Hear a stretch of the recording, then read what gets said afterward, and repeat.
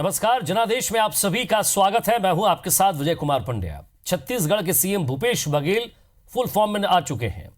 मंत्रियों के नाम फाइनल करने के बाद सीएम ने प्रशासनिक महकमे की सर्जरी भी कर दी, वो भी आधी रात को।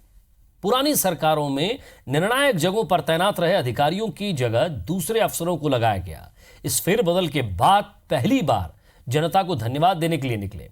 रायपुर के पास अमलेश्वर से पाटन तक सीएम के रोड शो में हजारों लोग शामिल हुए। पहले उसकी एक झलक दिखाते हैं, उसके बाद बात करते हैं।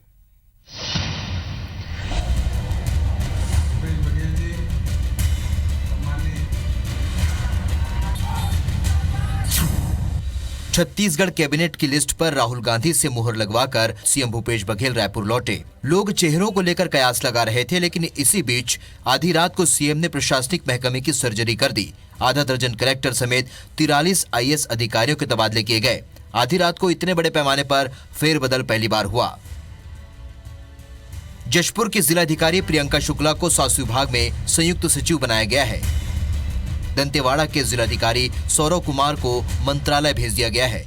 नारायणपुर के जिलाधिकारी टोपेश्वर वर्मा को दंतेवाड़ा भेजा गया है। महासमुंद कलेक्टर हिमशिखर गुप्ता को उच्च शिक्षा विभाग में आयुक्त बनाया गया है। रायगढ़ की कलेक्टर शम्मी आबिदी को आयुक्त हाउसिंग बोर्ड बनाया गया है। बिलासपुर कलेक्टर पी दयानंद को प्रबंध संचालक समग्र शिक्षा बनाया गया है। रमन सरकार के फेवरेट अफसरों को इधर उधर करने के बाद सीएम अब जनता का आशीर्वाद देने निकले। रायपुर के पास अमलेश्वर से स्कॉर्पियो के ऊपर खड़े होकर हाथ हिलाते सीएम को लोगों ने फूल मालाओं से लाद दिया। रोड शो में नारे और जयकारे लगते रहे। कांग्रेस के झंडे लहराते कार्यकर्ता अपने नेता के साथ आगे बढ़ते रहे। जनता से मिले इस अथाह प्रेम से गदगद सीएम ने इस नए अनुभव के साथ ही अधिकारियों के तबादलों पर भी प्रतिक्रिया दी। मेरे बहुत भावुकता भरा क्षण है और वर्षों से संबंध है। यहीं से पले बढ़े, यहीं शिक्षा हुआ और इन्हीं लोगों के साथ खेती किसानी भी करते रहे और आज जहाँ पहुँचे हैं उसमें सबसे बड़ा योगदान यदि कहीं का है तो पाटन क्षेत्र की जनता का, यहाँ के कार्यकर्ता। नए सिरे से सबको काम करना है, नई जिम्मेदारी दी गई है। बहुत सारे अधिकारी हैं जो प्रताड़ित भी थे, जिसे ब्लू लाइन में डाल दिया गया था। सबको जिम्मेदारी दी गई, जैसी क्षमता है उनको जिम्मेदारी दी गई है और सभी योग्य हैं और अच्छे काम करेंगे, मुझे विश्वास है। सीएम बनने के बाद पहली बार आए भूपेश बघेल का स्वागत करने के लिए रास्ते भर में माला लेकर तो लोग खड़े ही थे। बीच बीच में मंच भी बने हुए थे। सीएम का काफिला रुकता, लोगों को संबोधित करते और फिर आगे निकल जाते।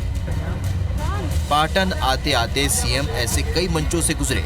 पुरुष हो या महिला, बुजुर्ग हो या नौजवान, जो जहां से मिला इस कारवां में शामिल हो गया। सीएम की ये रैली छत्तीसगढ़ की बदली हुई फिजा को भी साफ दिखा रही थी। कमल की जगह अब हाथ वाले झंडे हैं और नारों में कांग्रेस, भूपेश और राहुल गांधी। राजेश मिश्रा, IBC 24, पाटन। तो तस्वीरें आपने देखी और हमारा ग्राफिक्स भी आप देख रहे होंगे। बघेल का बिग शो। जी हाँ, मुख्यमंत्री भूपेश बघेल जब से मुख्यमंत्री बने हैं बड़े बड़े फैसले, और कुछ फैसलों को मैं आपको बता दूं ताकि समझने में, डिबेट शुरू करने में जरा आसानी रहेगी। 16 लाख से अधिक किसानों के 6100 करोड़ के कर्ज माफ। धान का समर्थन मूल्य 2500 रुपए प्रति क्विंटल। जीरम हमले के लिए SIT का गठन। पत्रकारों की सुरक्षा के लिए कानून की बात। एन उपाध्याय को हटाकर DM अवस्थी को नया DGP बनाया गया। नक्सल से निपटने के लिए रास्ता तलाशा जाएगा। साथ ही साथ अमलेश्वर से पाटन का एक बड़ा रोड शो, धन्यवाद देने के लिए वहां की जनता के लिए, और आधी रात में एक बड़ी प्रशासनिक सर्जरी। इन सब का मतलब क्या है? क्या सरकार बहुत एग्रेसिव मूड में है? 5 साल है या सब कुछ एक ही साल में करना चाहती है, या फिर 2019 सामने है इसलिए इतने बड़े फैसले लेने पड़ रहे हैं? इन सब के पीछे क्या है, क्या मंशा है, या वाकई दुख दर्द समझती है सरकार, उसको दूर करने की कोशिश कर रही है? हमारे साथ संजय श्रीवास्तव जी हैं, बीजेपी प्रवक्ता हैं, हमारे साथ जुड़ रहे हैं। राजेंद्र तिवारी जी, कांग्रेस के वरिष्ठ नेता और प्रवक्ता, हमारे साथ जुड़ रहे हैं। सर, शायद मुझे आपको ये सारी चीज़ें गिनाने की ज़रूरत नहीं है, आप अच्छे से जानते हैं, अच्छे से समझते हैं, और शायद फैसलों के पीछे की क्या मंशा है वो भी आप बहुत बेहतर जानते हैं। तिवारी जी। देखिए पंड्या जी, पहली बात तो यह है कि भूपेश बघेल जी बेहद कर्मठ और अपने लक्ष्य के प्रति समर्पित राजनेता हैं। छत्तीसगढ़ की जनता ने और हमारे सबसे बड़े नेता राहुल जी ने एक महती जिम्मेदारी उनके कंधों पर डाली है। दरअसल हुआ यह है कि ये जो जितनी भी बात कर रहे हैं जी, हम लोगों की घोषणा थी, क्योंकि छत्तीसगढ़ में जिस तरह से किसान आत्महत्या कर रहे थे, तो हमारी प्राथमिक जिम्मेदारी उन किसान भाइयों के परिवार के प्रति है कि हम कर्ज को माफ करें, क्योंकि कर्ज के कारण ही वो आत्महत्या कर रहे थे। आपके यहाँ आपके चैनल में कई बार हम लोग डिबेट में बैठे इसी विषय को लेकर के। बिल्कुल। तो आते के साथ हालांकि राहुल जी ने घोषणा किया था कि 10 दिन के भीतर कर्ज माफी होगी, मगर ये काम करने का तरीका है, युद्ध स्तर पर काम करते हैं, बिना थके काम करते हैं भूपेश बघेल जी। उसका ये ज्वलंत उदाहरण है कि मंत्रिमंडल में और खुद अपना शपथ लेने के बाद 3 घंटे के भीतर उन्होंने ये निर्णय लिया किसानों के कर्ज की माफी का, और 2500 रुपए में हम धान खरीदेंगे। 1750 रुपए तो समर्थन मूल्य है, बाकी का पैसा राज्य की सरकार देगी। और उस दिशा में पहला कदम, चूंकि किसानों के प्रति हमारी सबसे बड़ी जिम्मेदारी थी, तो हम उस जिम्मेदारी का निर्वहन करने के लिए ये बड़े कदम उठाए गए।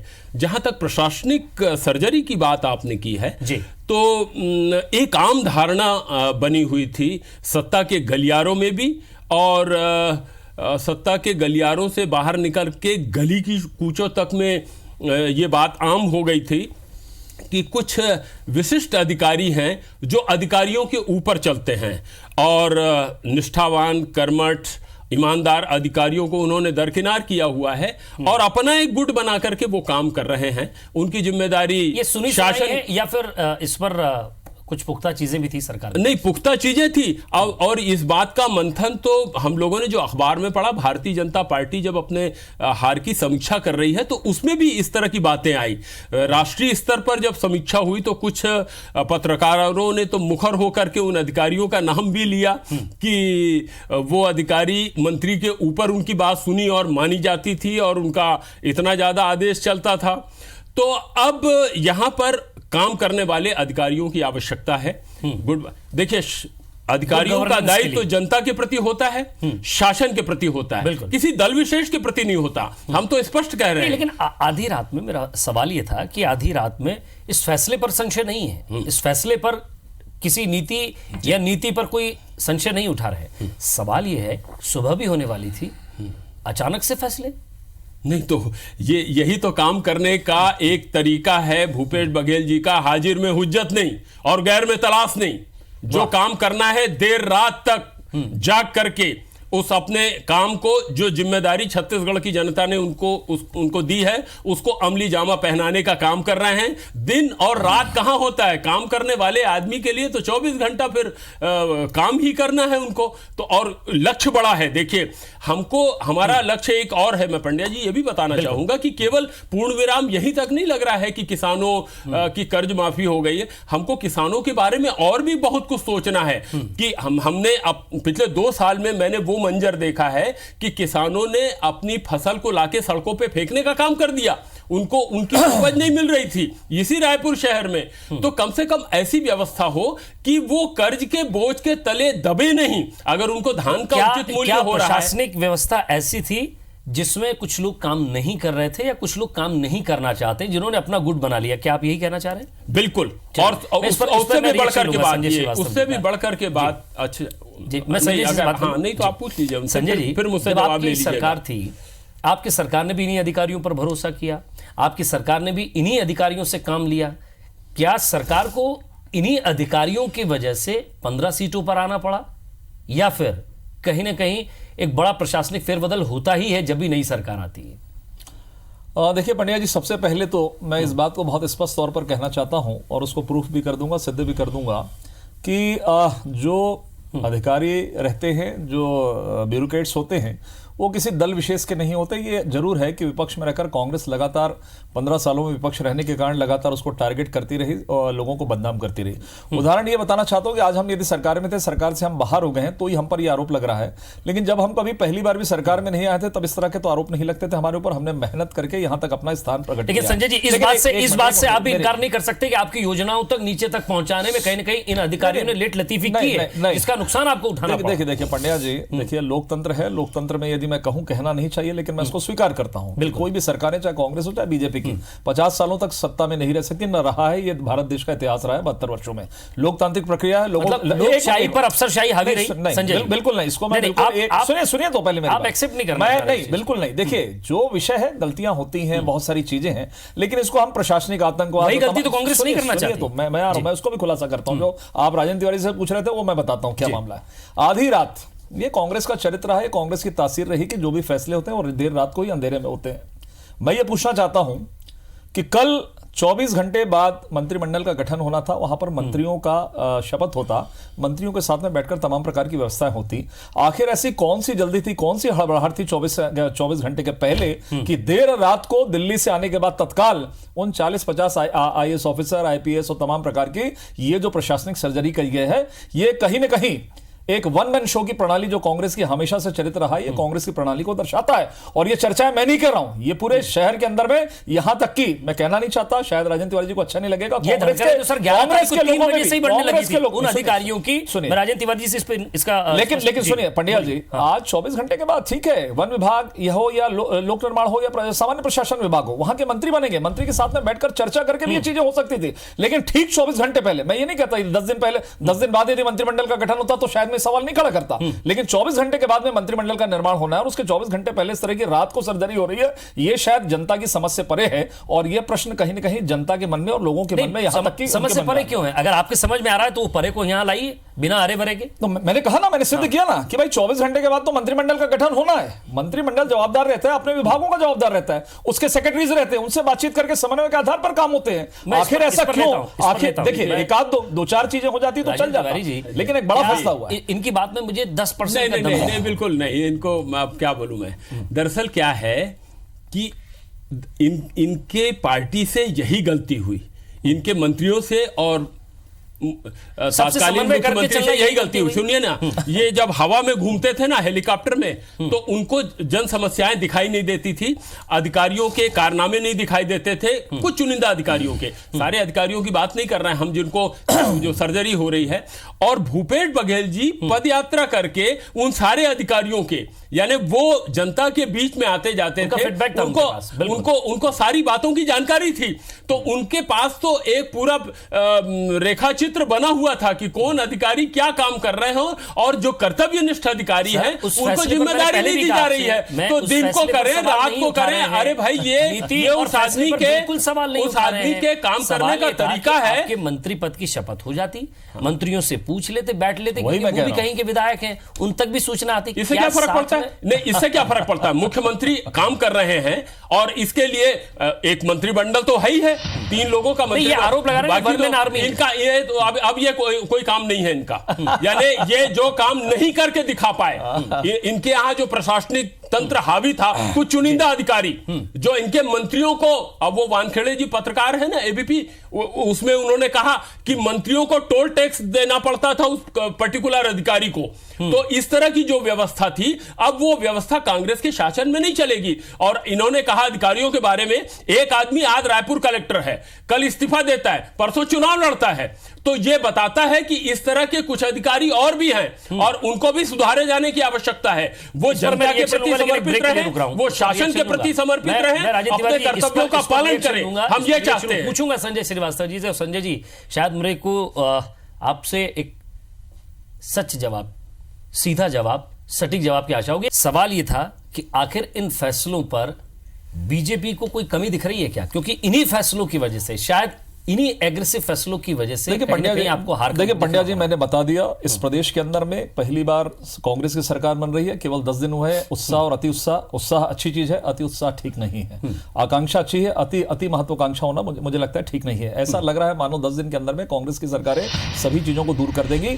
अरे अभी तो क्रियान्वयन होना है, क्रियान्वयन के बाद बातचीत करेंगे। पहला धोखा कांग्रेस के साथ कि जब ये चिल्लाकर विधानसभा के अंदर में बाहर 2003 में आपने भी तो किया था। सुनिए तो मेरी बात तो पूरी हो जाने दीजिए। 16.5 लाख किसानों का कर्जा माफ की बात आ रही है। केवल अल्पकालीन और मध्यकालीन और दीर्घकालीन कहा गया 37 लाख किसान। आज फुटेज मैं दिखा सकता हूं, 50 फुटेज विधानसभा के अंदर से लेकर बाहर तक, भूपेश बघेल जी से लेकर तमाम कांग्रेस के नेता, कि इस प्रदेश के अंदर में 37 लाख किसान परिवार रहते हैं। कहां गए वो 21 लाख किसान परिवार? उनकी चिंता कौन करेगा? तो पहला धोखा, सुनिए मेरी बात, हमने नहीं कहा, हमने नहीं कहा, पंड्या जी, हमने नहीं कहा था कि पूरा देना है, क्या देना है। आपने कहा चिल्लाकर। आज पूरे देश के अंदर में, प्रदेश के अंदर में चर्चा है कि किसानों के कर्जा माफ के कारण कांग्रेस सरकार में आई है, तो यह नैतिक दायित्व तो बनता है कि पूरे के पूरे किसान परिवार को इनको कर्जा माफ करना था।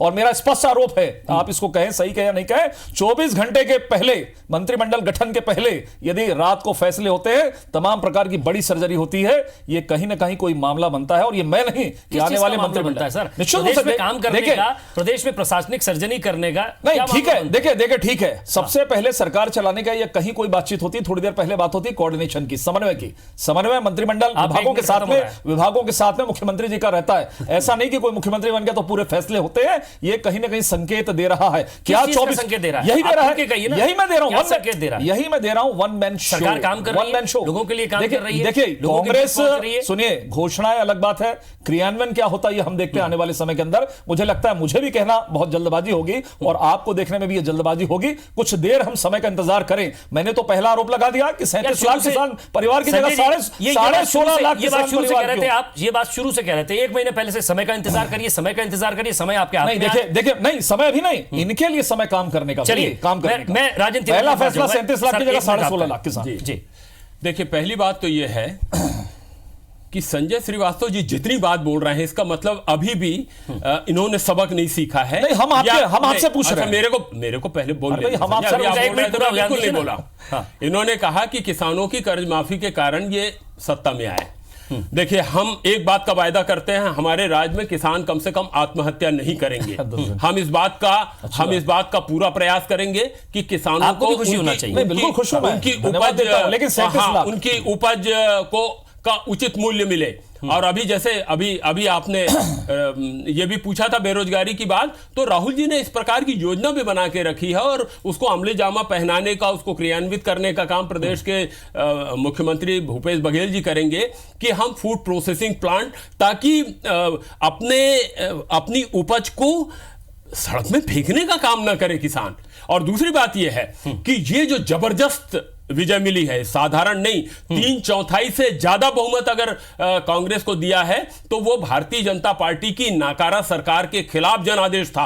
कांग्रेस कार्यकर्ताओं की सक्रियता तो थी ही उसमें, और केवल किसानों की कर्ज माफी के कारण नहीं हुआ। किसानों का तो हमको आशीर्वाद ग्रामीण अंचल से महिलाओं का आशीर्वाद मिला, नौजवानों ने तो आगे बढ़ करके हमारा साथ दिया। मगर मैं एक बात पूछना चाहता हूं कि जगदलपुर, नहीं सुन लीजिए आप, जगदलपुर, रायपुर, दुर्ग, कोरबा, बिलासपुर, रायगढ़, जितने महानगर हैं, यहां तो किसान नहीं रहते।